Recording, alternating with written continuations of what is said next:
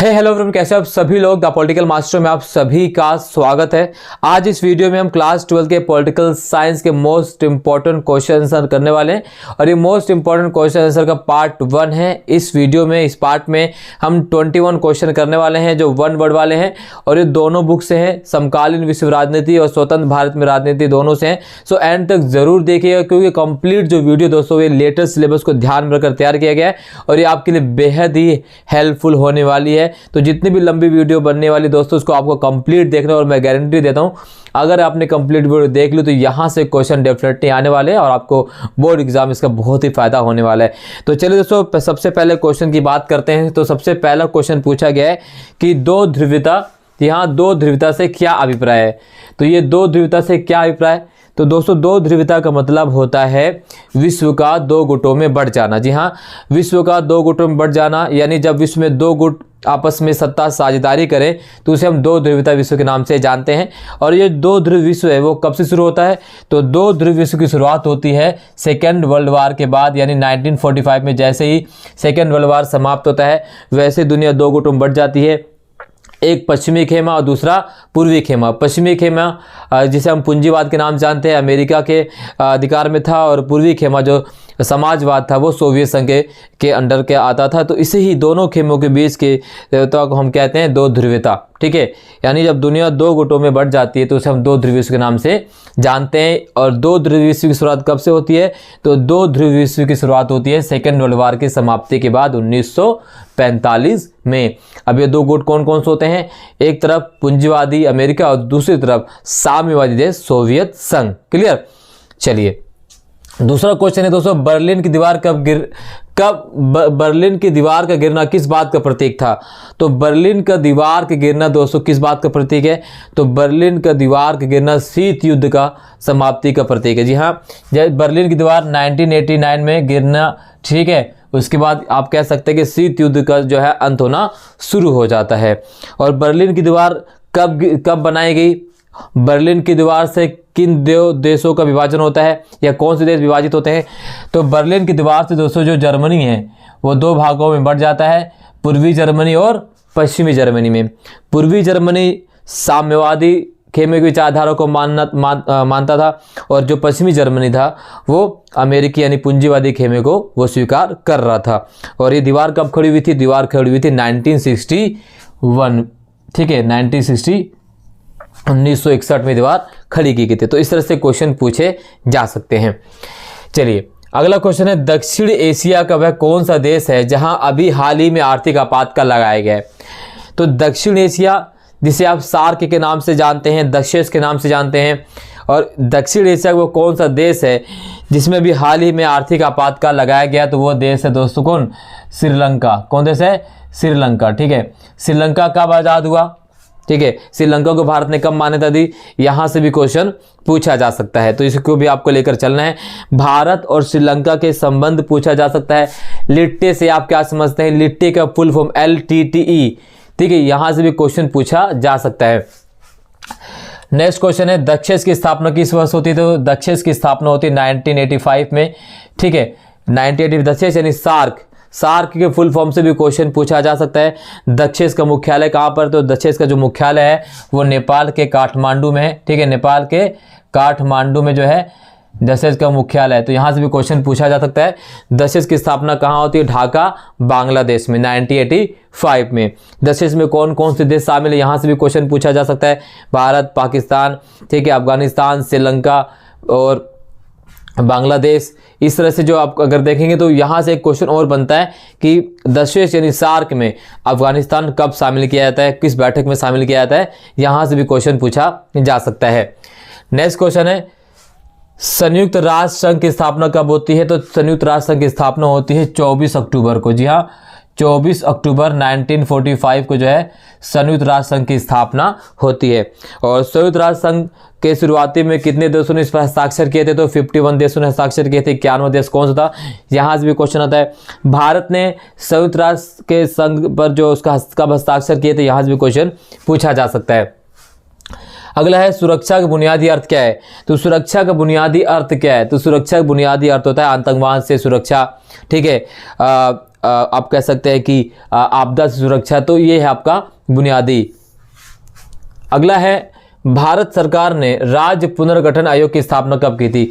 तो भारत सरकार द्वारा राज्य पुनर्गठन आयोग की स्थापना की गई थी 1953 में, और राज्य पुनर्गठन लागू कब हुआ था? 1956 में। ठीक है, तो राज्य पुनर्गठन आयोग की स्थापना 1953 में, लागू किया गया 1956 में। राज्य पुनर्गठन के बाद भारत में कुल कितने राज्य थे? 14 राज्य, 6 केंद्र शासित प्रदेश, ये भी आपको पता होना चाहिए। 14 राज्य थे और 6 केंद्र शासित प्रदेश भारत में निर्धारित किए गए थे। उसके बाद राज्यों की संख्या वर्तमान में कितनी है, यहाँ से भी पूछा जा सकता है। और कौन से राज्य कब बनाए गए? असम को कब राष्ट्र मतलब राज्य का दर्जा मिला? ठीक है, और कब? इस तरह से क्वेश्चन पूछे जा सकते हैं, तो ये आपको करना ही करना है। इसके अलावा 2002 में कौन कौन से राज्य अलग? उत्तर प्रदेश से कौन सा राज्य अलग हुआ है? जैसे उत्तराखंड अलग होता है। बिहार से कौन सा राज्य अलग होता है? इधर से मध्य प्रदेश से कौन सा राज्य अलग हुआ, ये भी आपको पता होना चाहिए। गोवा को कब राज्य का दर्जा मिला, ये सब पता होना चाहिए। ठीक है, यहाँ से भी क्वेश्चन पूछा जा सकता है।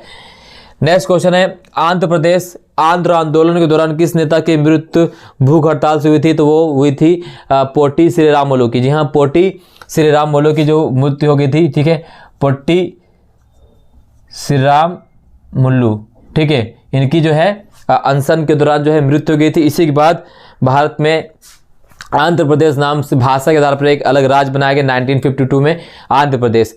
तो भारत में भाषा के आधार पर सबसे पहला बनने वाला राज्य कौन सा है? तो वो है आंध्र प्रदेश। यहाँ से भी क्वेश्चन पूछा जा सकता है। किस नेता की मृत्यु हुई थी? तो वह पोटी श्रीरामुलु की मृत्यु हुई थी। ये किस प्रकार के नेता? तो ये गांधीवादी नेता थे। ठीक, यहाँ से क्वेश्चन पूछा जा सकता है। अगला है, एक ध्रुवीय विश्व से क्या अभिप्राय है? एक ध्रुवीय विश्व से अभिप्राय मतलब होता है जब विश्व में एक ही देश का वर्चस्व हो तो उसे हम कहते हैं एक ध्रुवीय विश्व। जब जैसे ही 2 ध्रुवीय विश्व की समाप्ति होती है, वैसे पूरी दुनिया में एक ध्रुवीय विश्व यानी अमेरिका का वर्चस्व कायम हो जाता है, तो इसलिए कहा जाता था एक ध्रुवीय विश्व। ठीक, चलिए नेक्स्ट क्वेश्चन, बर्लिन की दीवार को कब गिराया गया? तो बर्लिन की दीवार को 1989 में गिराया गया। अगला क्वेश्चन है, दक्षिण एशिया के उस देश का नाम लिखिए। ठीक है, दक्षिण एशिया के उस देश का नाम लिखिए जहां पर सल्तनत थी। तो वो है दोस्तों मालदीव। ठीक है, मालदीव, ये क्वेश्चन पूछा जा सकता है। ठीक है, मालदीव में कब स्वतंत्र हुआ, यहाँ से भी क्वेश्चन आता है। मालदीव में किस पार्टी का शासन है? तो MDP यानी मालदीवियन डेमोक्रेटिक पार्टी, उसका शासन। ये भी यहाँ से क्वेश्चन पूछा जा सकता है। यूरोपीय संघ के ध्वज में 12 सितारे किस बात का प्रतीक है? तो यूरोपीय संघ में कि जो उसके झंडे में 12 सितारे वो आपसी एकता समग्रता का प्रतीक है। यूरोपीय संघ की स्थापना कब होती है?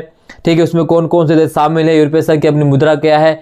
यहाँ से भी क्वेश्चन पूछा जा सकता है। कंप्लीट हम आपको कराने वाले, ये पार्ट 1 है दोस्तों। बस एक पार्ट, अगर इस पार्ट को आपने पसंद किया तो डेफिनेटली हम लगातार पार्ट्स लेकर आए, और मैं गारंटी दूँ जितने पार्ट्स में लाने वाला हूँ उससे बाहर क्वेश्चन आपके पॉलिटिकल साइंस में नहीं आने वाले बोर्ड एग्जाम 2023 के लिए मैं गारंटी से लिख के दे रहा हूँ। अगर जो हमारी इंपॉर्टेंट क्वेश्चन आंसर की सीरीज कवर कर लेगा, वो 100 क्वेश्चन जो आपके 80 नंबर के क्वेश्चन आने वाले हैं उसमें से 8 जो है 75 प्लस कहीं नहीं गए, यानी कुल मिलाकर आप 90 प्लस नंबर लेकर आएंगे।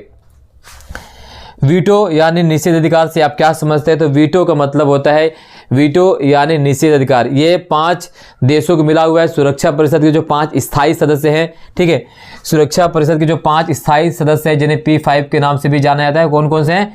वो हैं आपके अमेरिका, ब्रिटेन, फ्रांस, ठीक है, रूस और चाइना।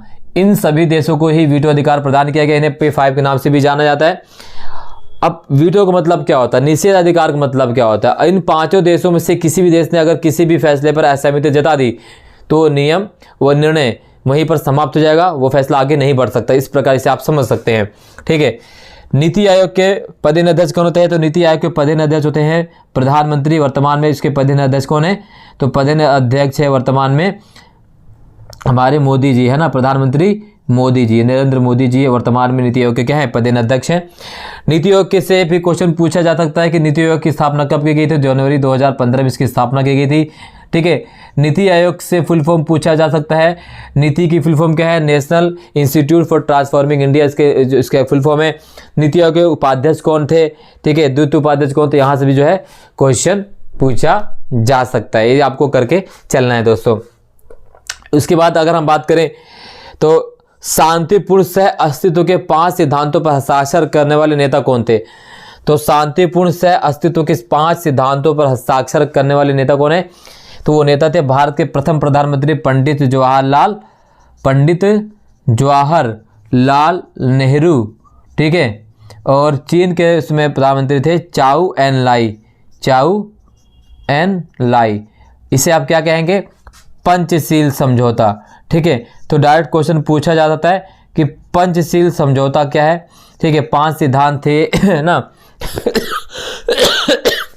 माफ कीजिएगा। 5 सिद्धांत क्या था कि भारत और चीन एक दूसरे की सीमा को सम्मान करेंगे, कोई भी देश एक दूसरे की सीमा का अतिक्रमण नहीं करेगा, किसी भी देश में उन दोनों देशों के विरुद्ध किसी प्रकार की कोई कार्रवाई नहीं की जाएगी, सभी फैसले को शांतिपूर्वक अस्तित्व के माध्यम से जो है निपटारा किया जाएगा, ठीक है, युद्ध नहीं किए जाएंगे। इस प्रकार से 5 प्रकार के सिद्धांत थे जिसे पंचशील सिद्धांत के नाम से जाना जाता है। हस्ताक्षर किया गया था पंडित जवाहरलाल नेहरू और चाउ एन लाई के द्वारा। आपको कमेंट बॉक्स में बताना है साल। ये पंचशील समझौता है वो 1900 में किया गया, तो ये आपको बताना है मुझे। अगला है क्षेत्रीय दल किसे कहते हैं? तो क्षेत्रीय दल का मतलब होता है, पहले दल विशेष विचारधारा से संबंधित होते हैं और ये तो चुनाव लड़ने के काम आते हैं। साथ ही साथ अगर हम क्षेत्रीय दलों की बात करें तो विभिन्न दलों के माध्यम से इकट्ठा होना, संगठन बनाना ही क्षेत्रीय दल कहलाता है। जैसे अगर हम क्षेत्रीय दल की बात करें तो भारत में बहुत सारे क्षेत्रीय दल हैं। जैसे अगर देखें तो समाजवादी पार्टी क्षेत्रीय दल है, ठीक है। वो पार्टी जो विशेष विचारधारा लोग आगे बढ़े, और क्षेत्रीय दल बाद में दोस्तों जो है अलगाववाद की भूमिका भी निभाते हैं, ठीक है। इसके अलावा क्वेश्चन पूछा गया ILO क्या है? तो ILO क्या है दोस्तों? तो ILO इंटरनेशनल लेबर ऑर्गेनाइजेशन है, और ये अगर हम बात करें तो ये एक प्रकार का श्रमिक संगठन है जो श्रम कानून के माध्यम से श्रम कानून को लिए नियम बनाता है। श्रमिक बेरोजगार मतलब जो रोजगार प्राप्त करना चाहते हैं, जो मजदूर वर्ग है, उनके लिए नियम बनाने का काम करता है। ये एक गैर सरकारी संगठन है, ठीक है, ILO। इसी प्रकार से ह्यूमन राइट वॉच भी एक गैर सरकारी संगठन है, ठीक है। ये मानव अधिकारों की रक्षा करता है। तमाम देशों में जिस प्रकार से मानव अधिकारों को उल्लंघन होता है उसकी रक्षा करने का काम करती है ह्यूमन राइट वॉच, ठीक है। इसके अलावा वैश्वीकरण का विश्व की संस्कृतियों पर क्या प्रभाव देखा जा सकता है? तो वैश्वीकरण का विश्व की संस्कृति पर क्या प्रभाव पड़ा? तो वैश्वीकरण से विश्व की संस्कृति में अगर हम एक प्रभाव की बात करें तो इसमें संस्कृतियों में आपस में मेल जोल बढ़ता चला गया है। सिख संस्कृति का जो है अडोप्टीकरण हो गया, यानी जो अगर हम ग्लोबल संस्कृति की बात करें तो भारतीयकरण और भारतीय संस्कृति का ग्लोबलीकरण होने लगा है। ये एक बड़ा जो है परिवर्तन देखा जा सकता है। स्वतंत्रता संग्राम के समय पश्चिमोत्तर सीमा प्रांत के निर्विवाद नेता कौन थे? तो स्वतंत्रता संग्राम के समय पश्चिमोत्तर सीमा प्रांत के जो निर्विवाद नेता थे वो थे खान अब्दुल गफ्फार खान। कौन थे? खान अब्दुल गफ्फार खान, ठीक है। इन्हें सीमांत गांधी के नाम से भी जाना जाता है। अगला है आपका 21वां क्वेश्चन, वामपंथ वैश्वीकरण का विरोध क्यों करते हैं? तो वामपंथ वैश्वीकरण का विरोध इसलिए करते हैं क्योंकि उनका मानना है कि वैश्वीकरण से अमीर और गरीब होते जा रहे हैं, तो इसलिए वामपंथी जो हैं वैश्वीकरण का विरोध करते हैं। इसके अलावा दोस्तों और भी बहुत सारे इंपॉर्टेंट क्वेश्चन है। बस इस वीडियो में इस पार्ट में इतना ही। वीडियो अच्छी लगी है तो लाइक शेयर कमेंट जरूर कीजिएगा। नेक्स्ट पार्ट में हम और भी इंपॉर्टेंट क्वेश्चन लेकर आएंगे। तब तक के लिए मिलते हैं नेक्स्ट वीडियो। तब तक जय हिंद, धन्यवाद।